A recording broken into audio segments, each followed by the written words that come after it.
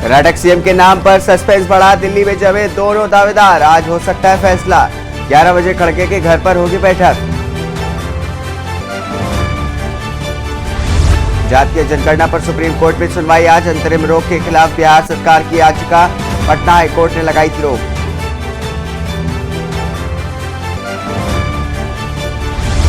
दस दिन के अमेरिकी दौरे पर जाएंगे राहुल गांधी। 4 जून को न्यूयॉर्क के मेडिसन स्क्वायर गार्डन में भाषण देंगे।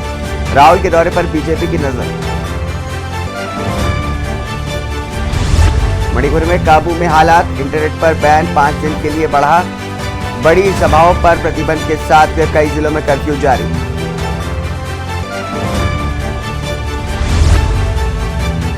वैष्णो देवी श्राइन बोर्ड की टीम आज पहुंचेगी वाराणसी। काशी विश्वनाथ की व्यवस्था का करेगी अध्ययन। योगी मॉडल के मुरीद हुए कई प्रदेश। दिल्ली एनसीआर को मिल सकती है गर्मी से राहत, पूर्वोत्तर में भी बारिश का अनुमान। आईएमडी का अलर्ट, धूल भरी चल सकती है आंधी। आप देख रहे हैं के न्यूज, खबरों का साथी।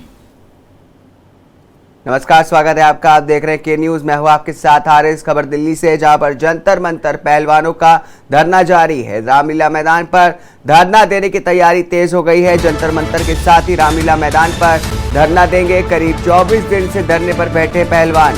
तो बड़ी खबर आपको बता रहे, डीके शिव कुमार ने टेंशन बढ़ा दी है खड़गे की। दिल्ली कर्नाटक से बड़ी खबर आपको बता रहे हैं, जहां पर सीएम चेहरे पर सस्पेंस बढ़ा है।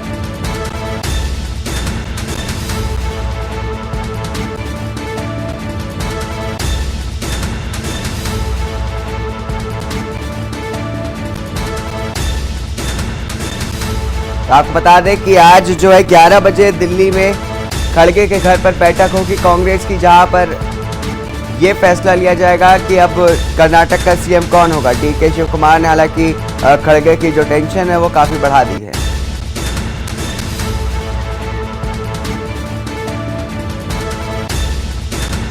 आपको बता दें कि सुबह 11 बजे डीके शिव कुमार पहुंचेंगे। दिल्ली में डेरा जमाए बैठे हुए हैं डीके शिव कुमार और सीधा रमैया के बीच, दोनों के बीच चल रहा है कि कौन जो है वो बनेगा कर्नाटक का सीएम। आधिकारिक तौर पर आज ऐलान हो सकता है कि कौन होगा कर्नाटक का सीएम।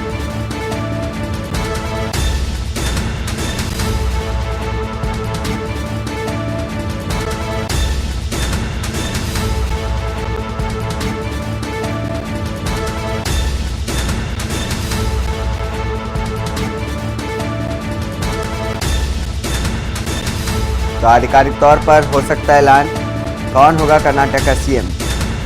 11 बजे खड़गे की घर पर बैठक होगी, जिसमें कांग्रेस हाईकमान भी हो सकता है शामिल हो। डीके शिव कुमार ने खड़गे की टेंशन बढ़ा दी है, क्योंकि खड़गे और सिद्धारमैया के बीच चल रहा है। कयास लगाए जा रहे हैं कि इन दोनों के बीच ही कोई कर्नाटक का सीएम बनाया जाएगा।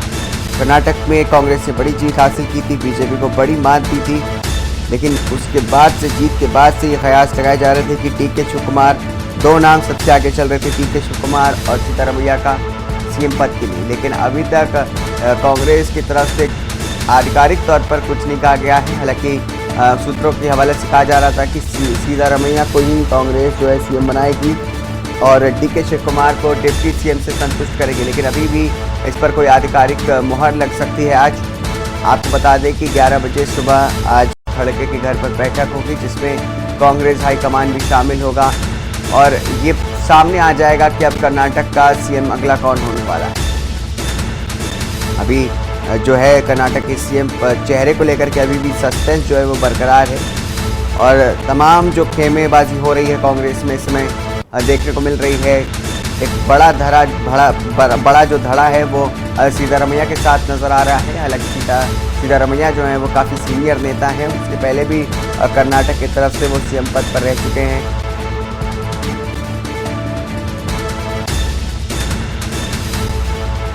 तो आपको बता दें कि लगातार जो है खबरें आ रही थी कि सिद्धारमैया या फिर प्रवेश शर्मा हमारे साथ, हमारे संवाददाता हमारे साथ जुड़े इस पर बात करने के लिए।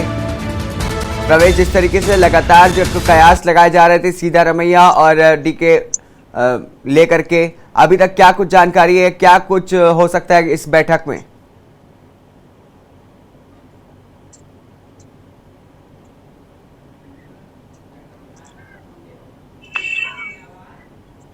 प्रवेश, आपसे सवाल ये कि अभी तो देखा जा रहा है कि डीके शिव कुमार और सिद्धारमैया के बीच ये जंग जारी है कि कौन बनेगा कर्नाटक का अगला सीएम।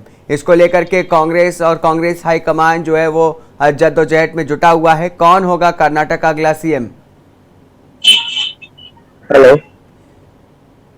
अभिषेक जी, आवाज नहीं आ रही है। हम दोबारा जुड़ने की कोशिश करेंगे, अभी तक हमारा उनसे संपर्क नहीं हो पा रहा है। आपको बता दें कि लगातार जो है वो खड़गे और खड़गे के घर पर मीटिंग हो रही है और खड़गे के लिए टेंशन बढ़ गई है क्योंकि डीके शिव कुमार जो है वो दिल्ली में डेरा जमाए बैठे हुए हैं। सिद्धारमैया और डीके शिव कुमार के बीच दो नाम सबसे आगे चल रहे हैं। कर्नाटक में बड़ा एक जो है कांग्रेस ने बड़ी जीत हासिल की थी, लेकिन उसके बाद से जो है सीएम चेहरे को लेकर के अभी भी कांग्रेस ने जिस तरीके से सस्पेंस बना के रखा है, इसको लेकर के आज जो है साफ तौर पर आधिकारिक तौर पर ये साफ हो जाएगा कि कर्नाटक का अगला सीएम कौन बनने जा रहा है।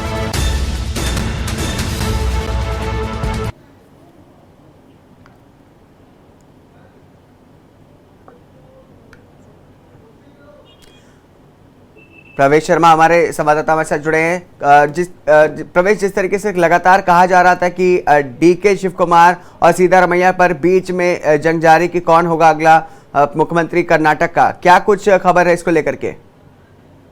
जी बिल्कुल, मैं आपको बता दूं, पिछले 2 दिन से कांग्रेस अध्यक्ष मल्लिकार्जुन खड़गे जो है मीटिंग कर रहे हैं और वो इस बात पर पूरी जानकारी ले रहे हैं और उसमें मंथन कर रहे हैं कि डीके शिव कुमार हो मुख्यमंत्री बने कर्नाटक के या सिद्धारमैया बने। क्योंकि बात की जाए जब से कांग्रेस की जीत हुई है, पहले डीके शिव कुमार और सिद्धारमैया साथ साथ आपको एक बैठक में भी दिखाई दिए थे, लेकिन उसके बाद से जब से मंथन हो रहा है तो सिद्धारमैया सबसे पहले दिल्ली पहुंचे थे, लेकिन डीके शिव कुमार ने अपनी तबियत का हवाला देकर, तबियत ठीक न होकर हवाला देकर वहां पर ना दिल्ली ना पहुंचे। लेकिन उसके बाद कयास लगाई जाती कि दोनों कार्यकर्ताओं ने पोस्टरवार शुरू कर दिया था। उसके बाद काफी मंथन जारी है और हैरान करने वाली बात है कि डीके शिव कुमार अब आज की तारीख में सूत्रों के हवाले से खबर है, ये चाहते हैं कि मुख्यमंत्री का पद उन्हें मिले। लेकिन पिछले 2 दिन पहले से जो घटना चल रही थी उसमें सिद्धारमैया का नाम काफी आगे चल रहा था। जी प्रवेश, जिस तरीके से देखा गया है कि कांग्रेस विधानसभा चुनाव होने से पहले, कर्नाटक के विधानसभा चुनाव होने से पहले जो है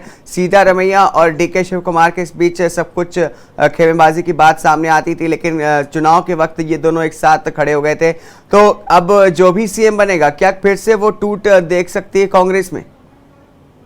जी देखिए, बात अगर करें तो डीके शिव कुमार की तरफ से एक बयान आया भी है और उन्होंने सिद्धारमैया के खिलाफ बयान दिया है। उन्होंने साफ साफ एक शब्द बोला है कि पिछली बार कर्नाटक में अगर कांग्रेस की हार हुई थी तो उसका कारण सिद्धारमैया के कारण हुई थी और इस बार जो है उनको फिर से मुख्यमंत्री पद देना जबकि कांग्रेस ने हार झेली थी तो ये गलत होगा। लेकिन वही बात करें, सिद्धारमैया की तरफ से कोई पलटवार नहीं हुआ है, कोई बयानबाजी नहीं आई है, लेकिन उनके जो कार्यकर्ता हैं वो लगातार पोस्टरबाजी कर रहे हैं और मांग कर रहे हैं कि कर्नाटक के सीएम जो सिद्धारमैया को बनना चाहिए। जी तो जैसे कि देखा जाता है कि कांग्रेस के पहले राज्यों में भी ऐसा हो चुका है, जैसे कि हम राजस्थान का उदाहरण लेते हैं जहां पर जो है दोनों जो सीएम और डिप्टी सीएम उनके बीच जो है लगातार खटपट की खबरें सामने आती रहती हैं। क्या वैसे ही कुछ कर्नाटक में भी होने वाला है? जी देखिए, बिल्कुल इसमें कोई दो राय नहीं है। इसी वजह से मैं आपको बता दूं, मल्लिकार्जुन खड़गे ने जब कल भी मीटिंग की थी तो उसमें राहुल गांधी स्वयं मौजूद थे, उसके अलावा कांग्रेस के कई दिग्गज मौजूद थे, कर्नाटक के महासचिव सुरजेवाला मौजूद थे, लेकिन उसके बावजूद भी कई घंटे वो मीटिंग होने के बाद भी कोई नाम सामने नहीं आ पा रहा है, नाम पे मोहर नहीं लग पा रही है। क्योंकि हैरान करने वाली बात है कि अगर एक पक्ष पे मोहर लगाते तो दूसरा पक्ष जाहिर सी बात है नाराजगी करेगा, उसके कार्यकर्ता नाराज होंगे, दूसरे पक्ष को समझाने की कोशिश करते हैं तो पहला पक्ष नाराज हो रहा है। इसी वजह से कांग्रेस ने पिछले आज तीसरा दिन है, मैं आपको बता दूं, आज भी 11 बजे से मीटिंग होगी और उसमें कई अहम जो कांग्रेस के बड़े नेता वो मौजूद होंगे। लेकिन अभी तक कर्नाटक के सीएम का जो चेहरा है उसको लेकर मंथन जारी है। अभी तक प्रवेश, आपसे एक सवाल है कि आज जो बैठक होने वाली है उसमें जो पार्टी की जो हाई कमान है, जिसमें सोनिया गांधी, राहुल गांधी, प्रियंका गांधी जैसे बड़े नेता शामिल होते हैं, उनकी क्या कुछ राय हो सकती है? उनका जो फैसला होगा कितना माना जाएगा? क्योंकि देखा जाए तो अध्यक्ष तो मल्लिकार्जुन खड़गे हैं कहने को, लेकिन हाईकमान का इसमें क्या कुछ रोल होगा? जी देखिए, इसमें कोई दो राय नहीं है, आपने बिल्कुल सही कहा। अध्यक्ष मल्लिकार्जुन खड़गे हैं, लेकिन मल्लिकार्जुन खड़गे खुद अपना फैसला स्वयं नहीं ले पा रहे हैं। वो खुद कल भी मैंने बताया राहुल गांधी के समक्ष थे, उनके साथ बैठ के मीटिंग की थी और इससे चर्चा चल रही है, लेकिन बार बार मैं बात कर रहा हूँ कि जो दो चेहरे हैं सिद्धारमैया और डीके शिव कुमार, इसको लेकर जो है कांग्रेस असमंजस में फंस गई है, क्योंकि एक पक्ष को बनाना, दूसरे पक्ष का रूठना कांग्रेस के लिए कहीं ना कहीं जी का जंजाल बन जाएगा। और इसी वजह से कांग्रेस दोनों पक्ष को समझा बुझाकर कोई बीच का रास्ता निकालने की कोशिश कर रही है। सूत्रों के हवाले से खबर आ रही है कि कल कल जो बैठक हुई थी उसमें एक राय जरूर ये सामने आई थी कि 1 साल या 2 साल के लिए एक मुख्यमंत्री बन जाए, दूसरा बाद में, लेकिन उसमें शायद कोई असहमति होने के कारण उस फैसले को रोक दिया गया। लेकिन अभी भी मैं बात करूं, आज भी जो बैठक होगी उसमें सिर्फ और सिर्फ इन दोनों में से एक चेहरे को मोहर लगाने पर ही हो रही है। जी जी प्रवेश, जिस तरीके से आपने बताया कि बीच का रास्ता निकालने की भी बात की जा रही है, तो क्या ये हो सकता है कि पीछे से कोई तीसरा नाम आगे आ जाए इन दोनों के अलावा? जी देखिए, अगर नाराजगी दोनों पक्षों की शांत नहीं होगी तो ऐसा हो सकता है, क्योंकि अगर एक पक्ष में नाराजगी होगी एक दूसरे पक्ष को मंत्री बनने से, तो हो सकता है कि दोनों को ही साइड में बैठाकर कोई तीसरा नाम दे दिया जाए, ताकि दोनों पक्षों में इस बात की नाराजगी ना हो कि उनकी बात ना सुनी गई या ये कहे उनकी बात नहीं मानी गई। लेकिन हैरान करने वाली बात यह है कि डीके शिव कुमार अब खुलकर सामने आ चुके हैं और वो खुद ये बोल चुके हैं कि उनके साथ विधायक है।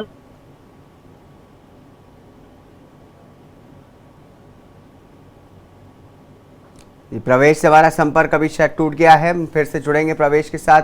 प्रवेश, जिस तरीके से आपने बताया कि जो है बीच का रास्ता अभी भी कांग्रेस निकाल सकती है और दोनों के बीच जो है सहमति बैठाई जा रही है, दोनों के पास विधायकों का बड़ा समर्थन है उनके पीछे, तो क्या ये हो सकता है कि डीके शिव कुमार जो है वो सिद्धारमैया से आगे निकल जाए इस रेस में? प्रवेश, जो सिद्धारमैया है वो पूर्व मुख्यमंत्री रहे हैं और उनके पास अनुभव भी है, और डीके शिव कुमार को लेकर जो है सिर्फ और सिर्फ जो वो अपनी दावेदारी पेश कर रहे हैं। और हैरान करने वाली बात यह है कि जो मैंने थोड़ा सा उनके बारे में एनालाइज भी किया है, तो डीके शिव कुमार पे भ्रष्टाचार के मामले भी चल रहे हैं, जिसको लेकर विपक्ष के हाथ एक अच्छा खासा मुद्दा लग जाएगा। इसी वजह से कांग्रेस थोड़ा सा असमंजस में है और डीके शिव कुमार की नाराजगी होने की वजह से सिद्धारमैया को मुख्यमंत्री नहीं बनाया जा रहा है। जी प्रवेश, अगर मान लीजिए डीके शिव कुमार को नहीं बनाया जाता है सीएम और वो नाराज होकर के पार्टी छोड़ देते हैं और उनके साथ अन्य विधायक भी छोड़ देते हैं, तो इससे क्या कितना बड़ा डेंट लगेगा कांग्रेस को? जी देखिए, इससे भी डीके शिव कुमार का एक बयान आया, उन्होंने साफ साफ बोला है कि कांग्रेस पार्टी मेरी माँ जैसी है और मैं चाहे कुछ भी हो जाए अपनी माँ को नहीं छोड़ूंगा। लेकिन मेरी जो मैं सूत्रों के हवाले से जो खबर आ रही है उनका साफ साफ एक बात तो स्पष्ट कर देना है कि मैं मुख्यमंत्री पद का दावेदार हूँ और मेरे ही सारे ये कहें रूपरेखा के अनुसार जो है कार्य हुआ, उससे कर्नाटक में जीत हुई है कांग्रेस की, और इसलिए मैं चाहता हूँ कि मुझे इस बार मौका मिलना चाहिए। जी कांग्रेस के जो अधिक सबसे ज्यादा जो नेता हैं, जो विधायक दल है और जो हाईकमान है, वो सबसे ज्यादा किसके जो है समर्थन में दिखाई दे रहा है इस समय? जी देखिए, मैं बात करूं तो मैं पहले ही बता चुका हूं, कांग्रेस का जो पक्ष है वो सबसे ज्यादा सिद्धारमैया पे है, क्योंकि उन्होंने पिछला अनुभव भी उनके पास है और वो पार्टी छोड़कर बीजेपी को छोड़कर जो है कांग्रेस ज्वाइन की थी। और यही वजह है कि कांग्रेस जो चाहती है वो सिद्धारमैया के पक्ष के फेवर में है, लेकिन डीके शिव कुमार की नाराजगी उस बात को मोहर लगाने में देरी का कारण बन रही है। जी प्रवेश, का बीच का रास्ता जब निकालने की बात होती है तो क्या ऐसा हो सकता है कि जैसे बीजेपी में भी देखा गया, वो भी कई बार करती है कि जो उसके बड़े नेता होता है वो उसको केंद्र में बुला लेती है, तो हो सकता है कि कोई बड़ा जो नेता है, जैसे कि मान लीजिए कि सिद्धारमैया को सीएम नहीं बनाते तो उनको जो है पार्टी पे काम करने के लिए बड़े पद पर तैनात किया जा सकता है, अगर हो सकता है कि डीके शिव कुमार को बना दिया जाए सीएम? जी बिल्कुल, देखिए किसी भी प्रकार से मंथन इसी बात पर हो रहा है कि दोनों में से एक आदमी की नाराजगी दूर हो जाए, चाहे वो डीके शिव कुमार हो चाहे वो सिद्धारमैया हो, क्योंकि जब उनकी नाराजगी दूर होगी तभी दूसरे का नाम जो है खुलकर सामने आएगा और मोहर लग पाएगी और वो मुख्यमंत्री पद की शपथ ले पाएगा। लेकिन अगर नाराजगी दूर नहीं होती है तो उस सूरत में जो है कहीं ना कहीं कांग्रेस में फिर से रार दिखाई देगी और कांग्रेस ऐसे इस बार जो है कर्नाटक चुनाव की जीत को लेकर काफी खुश है और वो नहीं चाहती कि इस तरीके का कोई माहौल बने और विपक्ष के हाथ कोई ऐसा मुद्दा लगे जिसको लेकर वो घिर जाए। और इसी वजह से बार बार लगातार मल्लिकार्जुन खड़गे के घर पे बैठकों का दौर जारी है और वो इस मामले को लेकर काफी गहनता से अध्ययन कर रहे हैं और बार बार जो है राहुल गांधी के समक्ष में हो चुके हैं, सुरजेवाला के पास भी हो चुके हैं। दोनों नेताओं से अलग अलग भी बात कर चुके हैं, लेकिन कोई भी डिसीजन नहीं ले पा रहे हैं। जी प्रवेश, जिस तरीके से देखा जाता है कि मल्लिकार्जुन खड़गे हैं वो खुद कर्नाटक से आते हैं और जो दोनों नेता हैं वो भी कर्नाटक के हैं, तो इसमें जो है अगर ये जो देखा जा रहा है कि मल्लिकार्जुन के खड़गे के अध्यक्ष पद के रहते हुए ये पहली बार ऐसा हो रहा है कि जब कांग्रेस के दो भागों में बंटा हुआ नजर आ रहा है, तो मल्लिकार्जुन खड़गे का इसमें कितना अहम भूमिका हो सकती है या उनकी ये पहली चुनौती होगी अध्यक्ष पद के रूप में?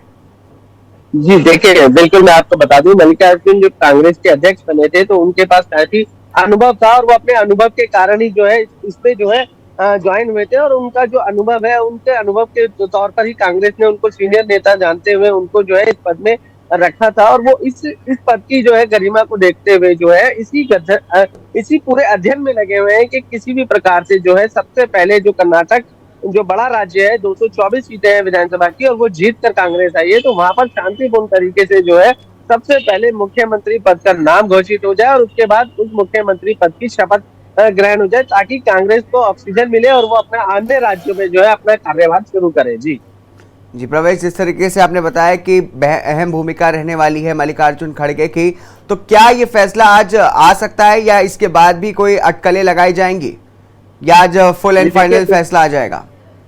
जी देखिए, पिछले 2 दिन से कयास यही लगाए जा रहे हैं कि आज शाम को फैसला हो जाएगा, आज शाम को फैसला हो जाएगा, लेकिन फैसला नहीं हो पा रहा है। आज तीसरा दिन है, कयास ये लगाए जा रहे हैं कि आज कोई ना कोई डिसीजन जो है मल्लिकार्जुन खड़गे की तरफ से लिया जाएगा, लेकिन ये कहना बड़ा मुश्किल है कि अभी इस सूरत हाल में जो है आज भी वो इस फैसले को ले पाएंगे या नहीं ले पाएंगे, ये आने वाला समय बताएगा। लेकिन अभी तक जो है मंथन का दौर जारी है, कोई भी डिसीजन कांग्रेस अभी नहीं ले पाई है और विशेष तौर पर मैं बात करूं, मल्लिकार्जुन खड़गे इस मंथन में लगे हुए लगातार। जी तो जिस तरीके से लगातार जो है वो देरी की जा रही कांग्रेस की तरफ से, तो ये कांग्रेस की जो तमाम जानकारी आप हमको बता रहे हैं, बहुत बहुत शुक्रिया। आप बने रहिए हमारे साथ, आपके साथ जुड़ेंगे फिर से। तो बता दें कि अभी भी मल्लिकार्जुन के खड़गे के घर पर आज मीटिंग होगी और ये साफ होगा कि सीतारामैया या फिर डीके शिव कुमार कौन होगा कर्नाटक का अगली मुख्यमंत्री।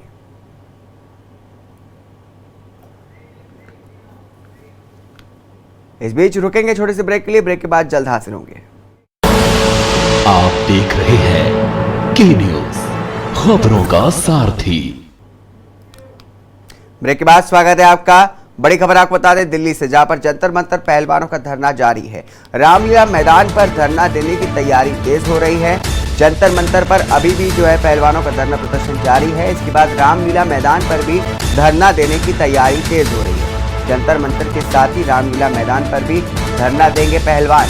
करीब 24 दिन से ये धरने पर बैठे हैं पहलवान और धरना प्रदर्शन कर रहे हैं। बृजभूषण शरण सिंह की गिरफ्तारी को लेकर के ये धरना प्रदर्शन जारी है। आपको बता दें कि लंबे समय से जो पहलवान हैं देश के, वो जंतर मंतर पर अभी तक बैठे हैं। आपको बता दें कि रामलीला मैदान पर भी अब धरना देने की तैयारी तेज हो रही है। बड़ी खबर आपको बता रहे दिल्ली से, जंतर मंतर के साथ ही रामलीला मैदान पर भी अब पहलवान धरना दे सकते हैं। करीब 24 दिनों से जो ये पहलवान हैं वो धरने पर बैठे हैं जंतर मंतर पर दिल्ली के, और वो प्रदर्शन कर रहे हैं। लगातार जो है वो बृजभूषण शरण सिंह के खिलाफ जो है वो मुकदमा दर्ज करने की बात कही गई थी। मुकदमा दर्ज भी कर लिया गया सुप्रीम कोर्ट के बीच में आने के बाद, लेकिन उसके बाद भी अभी तक कोई गिरफ्तारी नहीं हुई है। पुलिस की तरफ से बस जांच पड़ताल की जा रही है, लेकिन अभी तक बृजभूषण शरण सिंह के खिलाफ कोई भी पूछताछ नहीं हुई है, उनकी कोई भी गिरफ्तारी नहीं हुई। इसको लेकर के एक बड़ा जो है धरना प्रदर्शन, जो रोष है वो व्याप्त हो रहा है पहलवानों में भी, और पहलवान जो है बैठे हैं भी। इस पर बात करने के लिए हमारे संवाददाता दिल्ली से प्रवेश शर्मा हमारे साथ जुड़े हैं। अब प्रवेश, जिस तरीके से लगातार जो है 24 दिनों से धरना प्रदर्शन जारी है और अब कहा जा रहा है कि रामलीला मैदान पर भी धरना प्रदर्शन दे सकते हैं, इसको लेकर के क्या कुछ अपडेट है आपके पास? जी देखिए, मैं आपको बता दूं, लगातार 24 दिन से पहलवान जो है जंतर मंतर पर प्रदर्शन कर रहे हैं और उनकी मांग बृजभूषण की गिरफ्तारी को लेकर है। हैरान करने वाली बात है, पहलवानों ने खुलकर पॉलिटिकल पार्टी को निमंत्रण दिया था, जिसके बाद आम आदमी पार्टी हो, कांग्रेस हो या ये कई अन्य दल भी वहां पर पहुंचे और किसानों की जो है समर्थन पूरा तरीके से मिला। लेकिन कल विनेश फोगाट ने खुलकर बोला कि काफी दिनों के बाद जंतर मंतर पर लेटने के बाद भी जो है सरकार के कोई सुनवाई नहीं हो रही है, कोई कान पे जू नहीं चल रही है, जिसको लेकर लगता है कि इस आंदोलन को एक व्यापक रूप देना पड़ेगा और ये एक बड़े व्यापक तौर पे करना पड़ेगा। और ये खाली अगर बात करें जंतर मंतर की धरती से होगा तो अब विनेश फोगाट का साफ साफ कहना है वो पॉसिबल नहीं है। उसके लिए जंतर मंतर के एरिया को छोड़कर थोड़ा बाहर निकलना पड़ेगा। और इसी वजह से जो पहलवान है इस बार जो है रामलीला मैदान का जो योजना बना रहे हैं और वो सोचते हैं व्यापक तौर पर जो है बड़े पैमाने पर इस आंदोलन को किया जाए ताकि सरकार पर एक दबाव बने और उनकी मांग पूरी हो सके। जी प्रवेश, जिस तरीके से खबरें आई थी कि जंतर मंतर पर जब पहलवान जो है धरना प्रदर्शन कर रहे थे तो प्रशासन की तरफ से बिजली और पानी की कटौती भी की गई थी, तमाम हथकंडे अपनाए गए थे ताकि ये प्रदर्शन जो है वो खत्म किया जा सके। और उसके बाद देखा गया कि कई विपक्ष के नेता भी जुड़े, तमाम जो हुआ, लेकिन वो अभी तक व्यापक रूप नहीं ले पा रहा है। तो क्या कुछ होगा अब आगे की, क्या कुछ रणनीति बनाई जा रही है? ये देखिए, बात करें सरकार और दिल्ली पुलिस दोनों पहलवानों को जो है जंतर मंतर से हटाना चाहते हैं। और बार बार कई बार उन्होंने ऐसा कोशिश भी की कि रात के समय को अंधेरे में जंतर मंतर को तब्दील कर दिया और पूरी तरीके से लाइट काट दी। वहां पर मैं बात करूं पानी की व्यवस्था को ठप कर दिया। लेकिन उसके बावजूद भी पहलवानों ने अपने साथियों के सहयोग से जो है वहां पर अन्य दलों से पानी मंगाया, खाना मंगाया, लेकिन जंतर मंतर को छोड़ा नहीं। लेकिन वही मैं बात करूं, जब वो इतने 24 दिन हो चुके हैं, बार बार पहलवान नाराज हो रहे हैं। उनका कहना है कि वो यहाँ पर बैठकर काफी अपसेट हो गए हैं, परेशान हो रहे हैं। देश के लिए उन्होंने मेडल जीते, देश के लिए उन्होंने बड़े बड़े काम किए, लेकिन आज उनकी बात तक नहीं सुनी जा रही है। और इस बात को लेकर वो काफी बार जो है निराश भी हो चुके हैं। निराश होने के साथ साथ मैं बता दूं, साक्षी मलिक हो, विनेश फोगाट हो, दोनों कई बार रो भी चुकी है, लेकिन उनकी अभी तक कोई मांग पर सुनवाई नहीं हुई है। जी प्रवेश, जिस तरीके से आपने बताया कि लगातार जो है वो पहलवानों की तरफ से प्रयास किए जा रहे हैं, लेकिन कुछ भी जो है उसका कोई कदम नहीं उठाया गया।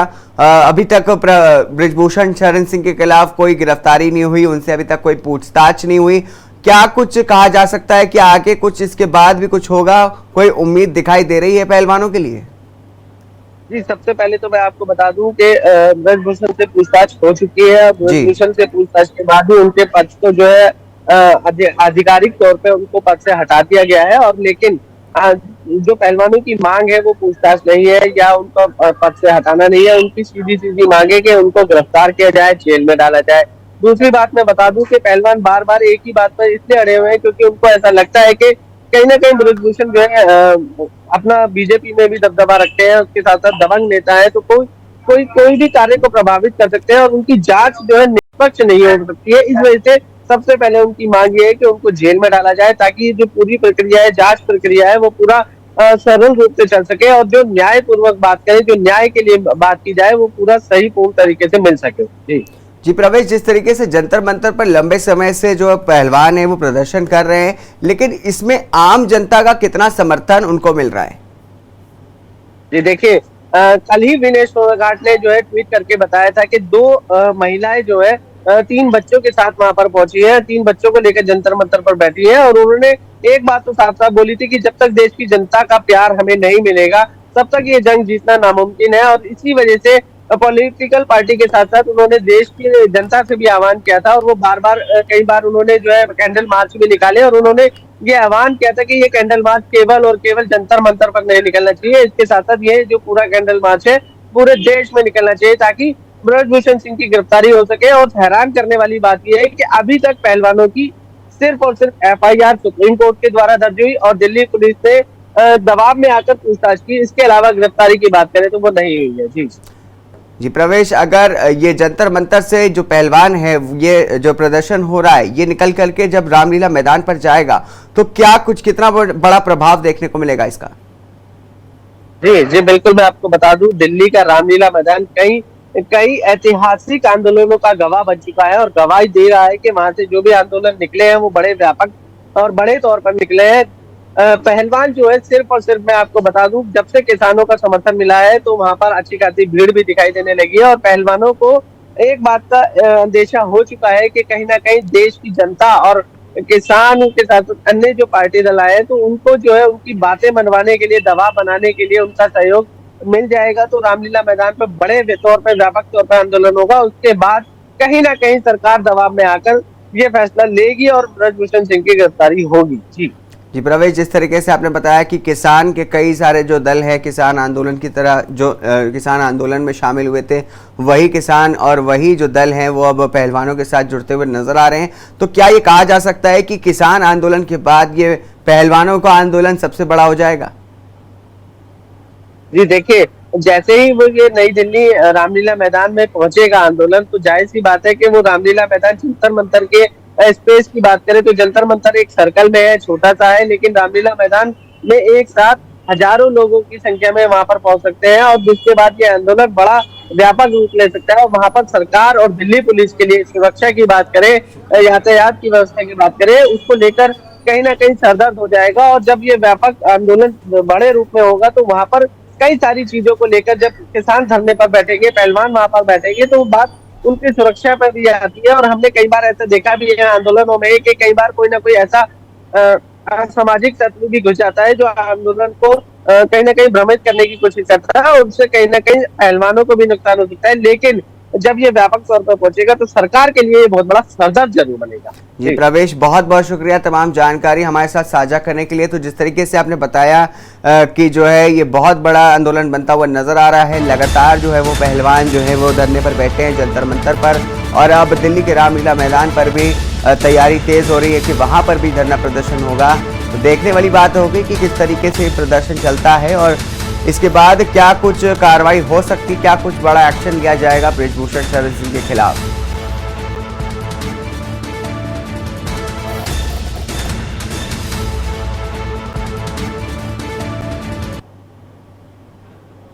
इस बीच रुकेंगे छोटे से ब्रेक के लिए, ब्रेक के बाद जल्द हाजिर होंगे।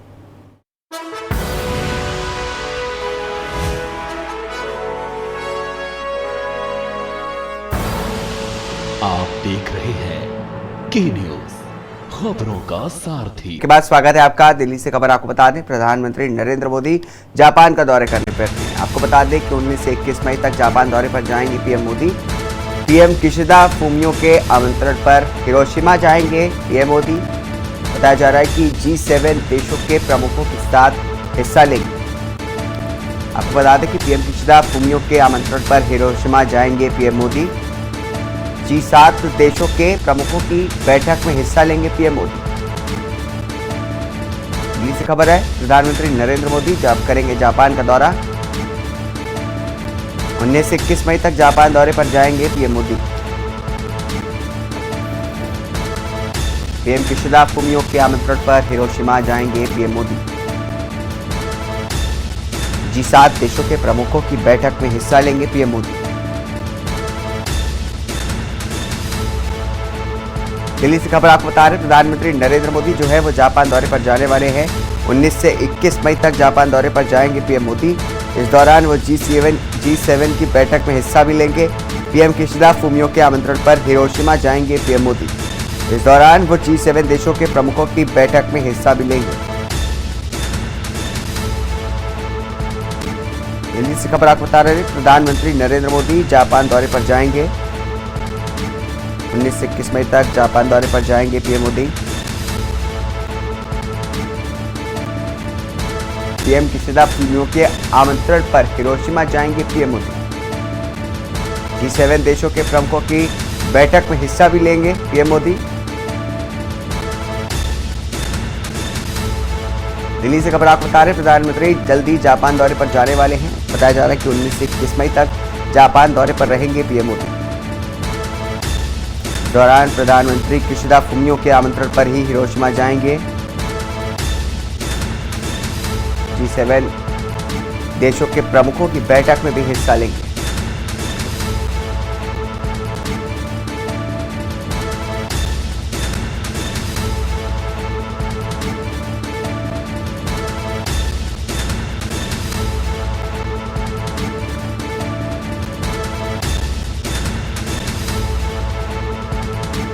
आपको बता रहे कि पीएम मोदी जो है जापान दौरे पर जाने वाले हैं।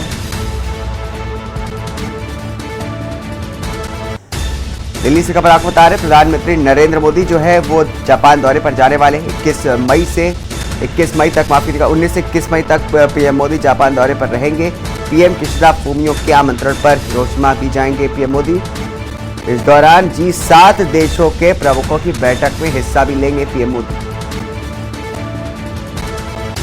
प्रधानमंत्री नरेंद्र मोदी का जापान दौरा, 19 से 21 मई तक जापान दौरे पर जाएंगे पीएम मोदी।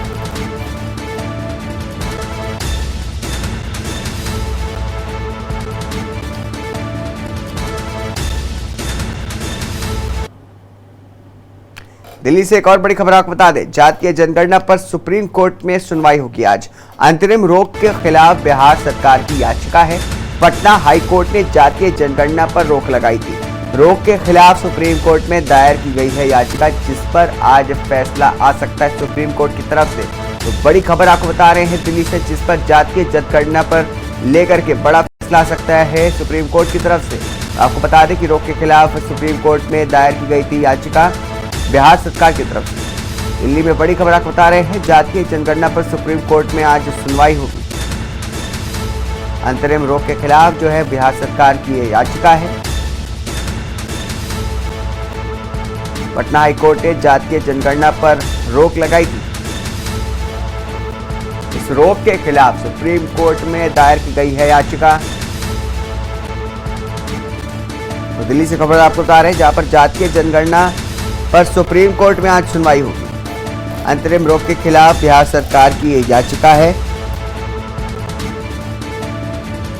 पटना हाईकोर्ट ने जातीय जनगणना पर लगाई थी रोक।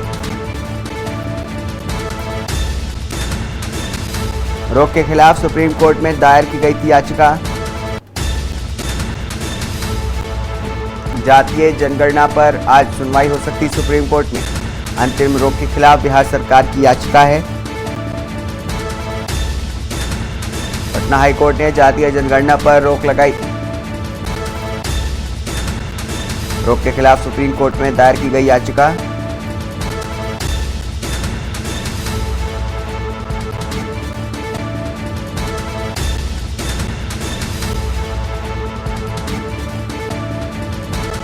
तो बड़ी खबर आपको बता रहे हैं दिल्ली से, जहां पर पटना हाईकोर्ट ने जातीय जनगणना पर रोक लगाई थी, जिसके खिलाफ जो है वो आज सुप्रीम कोर्ट में याचिका दायर हुई थी, जिसके खिलाफ जो है आज सुनवाई हो सकती है। सुनवाई होगी बड़ी, आपको बता दें सुप्रीम कोर्ट में बड़ी सुनवाई होने वाली है आज।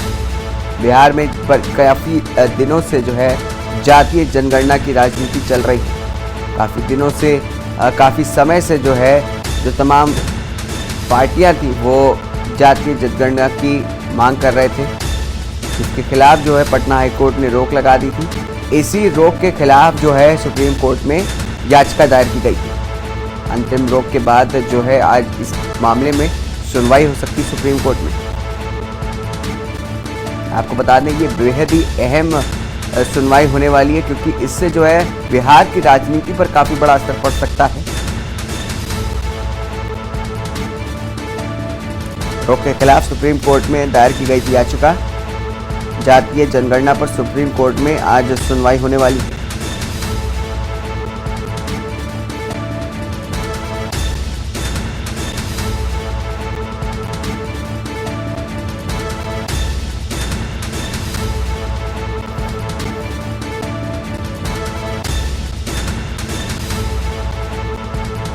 तो बड़ी खबर आपको बता रहे दिल्ली से, जहां पर जातीय जनगणना पर सुनवाई होगी आज सुप्रीम कोर्ट में, जिसको लेकर के आपको बता दें कि अंतरिम रोक के खिलाफ बिहार सरकार की याचिका है। बिहार सरकार की तरफ से जो है याचिका दायर की गई थी। आपको बता दें कि पटना हाईकोर्ट ने जातीय जनगणना पर अंतरिम रोक लगाई थी, जिस रोक के खिलाफ सुप्रीम कोर्ट में ये याचिका दायर की गई थी बिहार सरकार की तरफ से,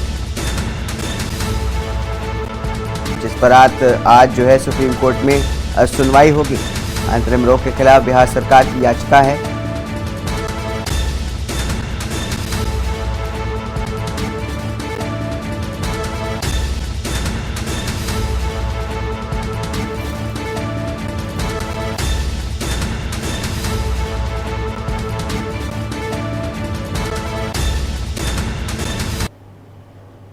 इंदौर के तेजाजी नगर थाना क्षेत्र में एक दिल दहला देने वाला हादसा सामने आया है, जिसमें एक 7 साल के बच्चे को उसके पिता ने गला दबा करके मौत के घाट उतार दिया था।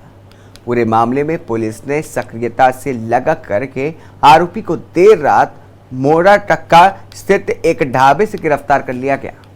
वही तत्परता से कार्रवाई करने वाली पुलिस टीम को एडिशनल डीसीपी ने इनाम देने की घोषणा भी की है।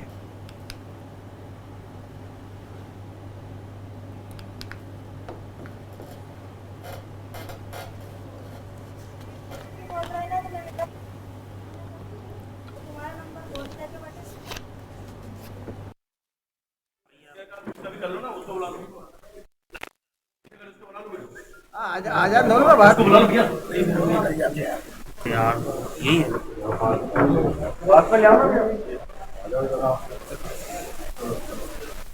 ये थोड़ा नहीं बोला मैं 8 महीने से डिलीवरी के लिए गई हुई थी। मेरी इनसे कोई बात नहीं हुई। 14 तारीख को दिन में 12 बजे बात हुई थी। के विषय में कोई बात नहीं हुई। और छानबीन कर सकते हो, मैंने एक बच्चे को मारने को कभी नहीं बोला। और ये फोटो की बोल रहे ना, तो मैं मेरा फोटो डालने की मना करती थी। तो तुम्हारा नंबर बोलते पे बेटा, मेरा नंबर फोटो मत डाला करो, मुझे अच्छा नहीं लगता। कर लो ना, उसको बुला लो। वो पीछे कर, उसको बुला लो वीडियो। आजाद नौल का बात यार यही है।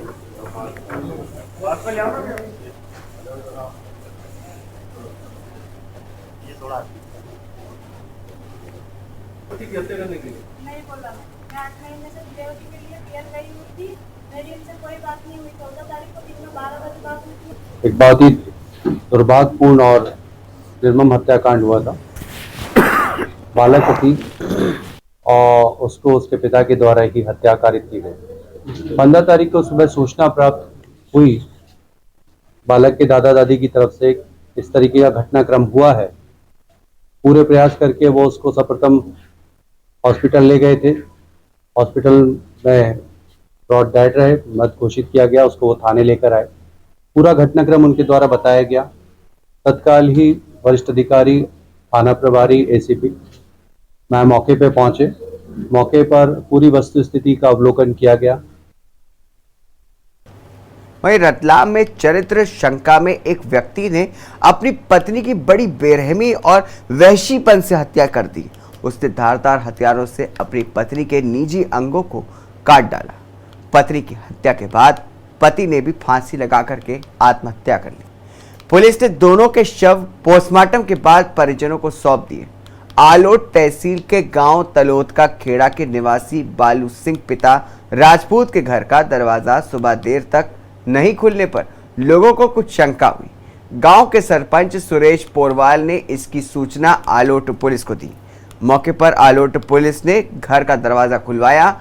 घर के अंदर एक कमरे में एक महिला की खून से लथपथ लाश पड़ी हुई थी और एक व्यक्ति रस्सी से फांसी लगाए हुए था।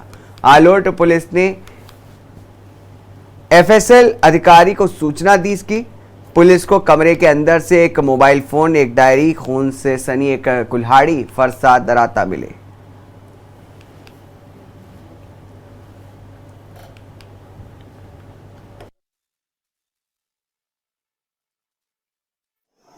देखिए, आज सवेरे वहाँ पे तालोद के सरपंच साहब ने फ़ोन किया कि बालू सिंह के घर में जो अंदर से कुंडी से उसका दरवाज़ा बंद है और बालू सिंह को दरवाजे के दराज से देखा तो अंदर वो फांसी पे लटका हुआ था और नीचे फर्श पे उसकी पत्नी की लाश पड़ी हुई थी।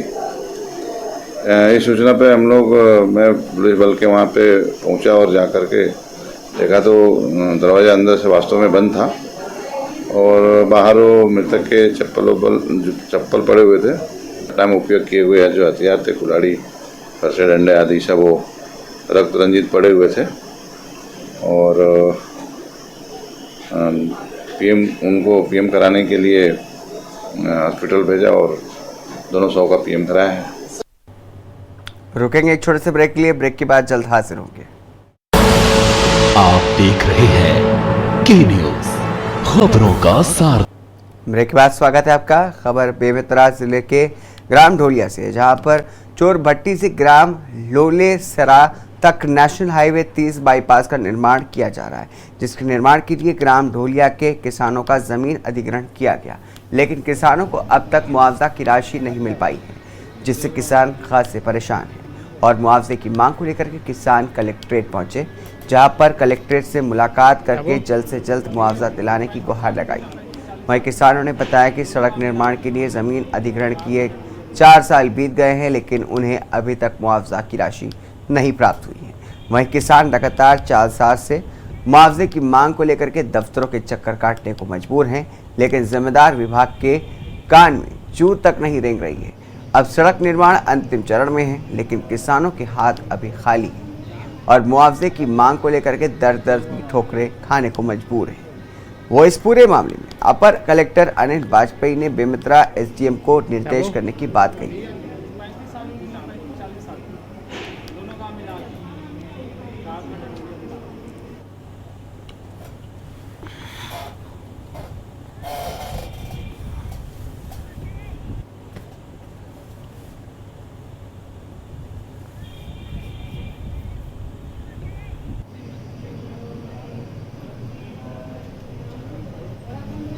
धुलिया से आया हूँ और यहाँ हम लोग का ना जमीन जब दबा हुआ सड़क में अभी तक पैसा नहीं मिला है। 4 साल हो गया हम लोग दौड़ रहे हैं और हम लोग बहुत परेशान हैं, सब लोग किसान लोग, क्योंकि 4 साल में अभी तक पैसा नहीं मिला। अब तो सड़क बनने को आ गया है, डामर उमर हो गया, भगवान जाने कब देगा पैसा। इसीलिए आए हैं पूछने की कब मिलेगा, कब तक मिल जाएगा पैसा। आज में अधिकृत भूमियों के मुआवजा को लेकर आवेदन पत्र प्राप्त हुए हैं। इनको भी एसडीएम बेमेतरा को कार्रवाई करने के लिए भेजा गया है।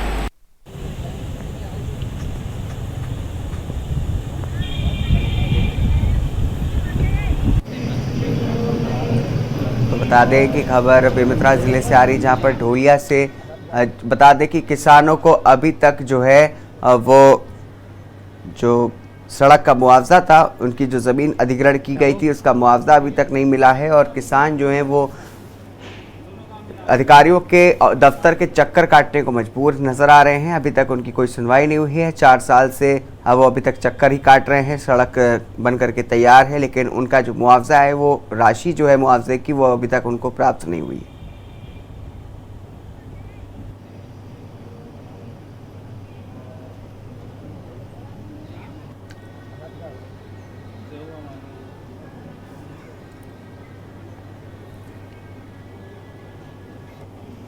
क्या वो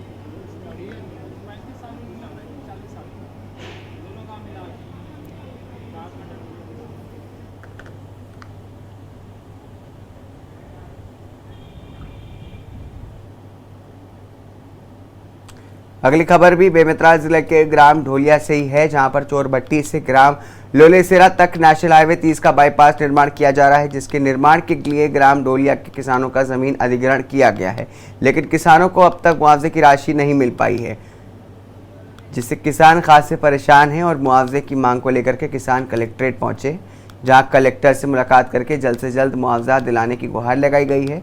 वहीं किसानों ने बताया कि सड़क निर्माण के लिए ज़मीन अधिग्रहण किए गए 4 साल हो गए हैं, लेकिन उन्हें अब तक मुआवजा की राशि जो है वो नहीं प्राप्त हुई है।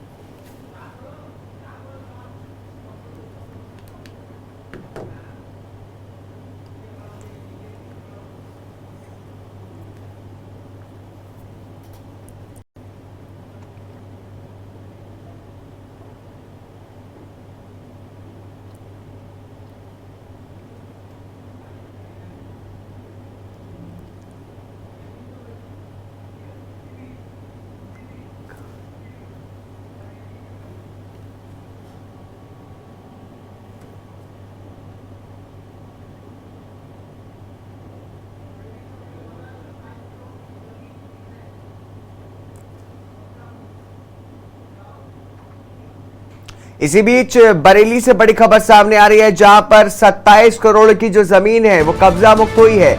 तो बरेली से बड़ी खबर आपको बता रहे, 27 करोड़ की जमीन हुई कब्जा मुक्त। 70 साल के बाद योगी राज में जमीन हुई कब्जा मुक्त। 11.9152 एकड़ की जमीन थी, कैंट बोर्ड ने भूमाफियाओं से कब्जा मुक्त कराया है। एकड़ जमीन करवाई गई है कब्जा मुक्त।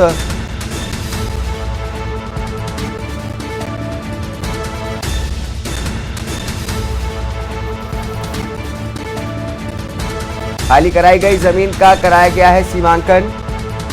कैंट बोर्ड के सीईओ विवेक सिंह ने नेतृत्व में यह कार्रवाई की गई है। बरेली से खबर आपको बता रहे हैं, जहां पर 27 करोड़ की जमीन हुई कब्जा मुक्त। 70 साल के बाद योगीराज बेकब्जा मुक्त हुई है जमीन। 11.915 एकड़ जमीन करवाई गई कब्जा मुक्त। कैंट बोर्ड के भूमाफियाओं से कराया गया कब्जा मुक्त। 11.9152 एकड़ जमीन करवाई गई कब्जा मुक्त। कैंट बोर्ड ने भूमाफियाओं से कराया है कब्जा मुक्त। खाली कराई गई जमीन का कराया गया सीमांकन। कैंट बोर्ड के सीईओ विवेक सिंह ने नेतृत्व में कार्रवाई हुई है। तो बरेली से खबर आपको बता रहे हैं, जहां पर 27 करोड़ की जमीन जो है वो कब्जा मुक्त कराई गई है। बताया जा रहा है कि 70 साल के बाद योगीराज में ये कब्जा मुक्त हुई जमीन 11.9152 एकड़ जमीन करवाई गई है कब्जा मुक्त। कैंट बोर्ड ने भूमाफियाओं से कराया कब्जा मुक्त।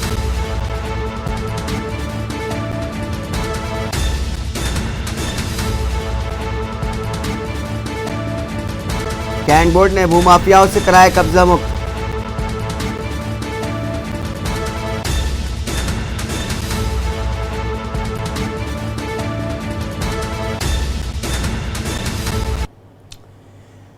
इसी के साथ इस बुलेटिन में बस इतना ही। दीजिए इजाजत, नमस्कार। आप देख रहे हैं के न्यूज, खबरों का सारथी।